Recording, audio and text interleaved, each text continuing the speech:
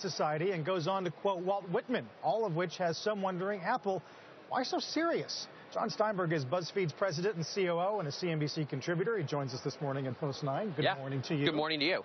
Why so serious? Well, everybody was making fun of it on Twitter, that it was cheesy and why did they use Dead Poet Society? Apple is a very smart company. They're going to enter the enterprise.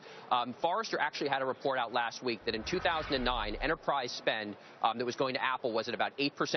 It was 11%. It'll be 11% in a few years. So massive growth from just 1% 5 years ago, right? But this is so emotional. How is this aimed at companies? Well, look at what the people are doing in the commercial. A professional team, a professional photographer on top of a wind turbine, a professional photographer on a mountain, right? They're creating a story about professionals that we want to aspire to, right? None of us are going to be on mountains or piloting helicopters, but why would Apple want to show a commercial of somebody working on an iPad, sitting at a desk? But it is about, I would read it differently. I'm interested you would frame it like that. I thought it was about human ambition and adults trying to expand their own lives and actually steering very clear of any value proposition, right, which has dominated the market for so long. This is more about branding, isn't it? And saying we are the high margin player in this market. We don't need to worry about whether it's 159. Yeah, but Simon, every one of those examples, even the DJ, is someone doing something that's quasi-professional. Granted that it's the most creative possible type of professionalism, but they're going to probably introduce the iPad Pro this year. Evercore had a report out that the supply chain shows that they're working on a 12 to 13-inch model. They could have shown people dancing around with earbuds, right? Or texting on the subway. Right, or texting, or reading a book. But it's people doing creative professionalism. It's being accompanied by a webpage called Your Verse, referring to the theme that Robin Williams is reading about.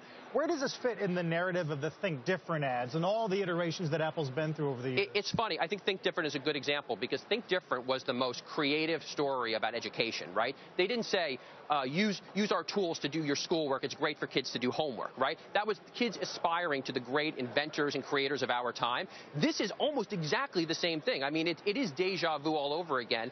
We aren't seeing candy-colored iMacs spinning around. They want to go after the enterprise. Another big megatrend that I would point to is BYOD, bring your own device to work, right? That number I just cited, the 8% going to 11%, it doesn't even include iPhones, right? So they're trying to get people to bring these devices to the workplace, to do their professionalism, and aspire to being the most creative. We've seen that trend for some time. Yes. Our guests on CNBC, many of them chief executives and C-suite, have been bringing their iPads with them for years. Right. So is that, is it accelerating at a much greater extent than it has? Well, it's not just the C-suite. You've got Fortune 500 companies now offering reimbursement programs or telling employees just part of their job is to bring their own device to work. That's what I was going to say. So not only do you not get a pay rise in this environment, you've got to supply your own hardware at work? Well, a lot of them actually offer you a credit to actually go out and buy your own device. I mean, look. But some don't, from what you're saying. Well, some don't, right? And some people have such kind of archaic hardware on their desk that they prefer to just bring in their own iPad instead of using the terrible equipment that they have. I'll tell you one other thing about this. At BuzzFeed, I want everything to be in the cloud. I talked to Kramer about all the cloud-based applications that we use for workforce productivity.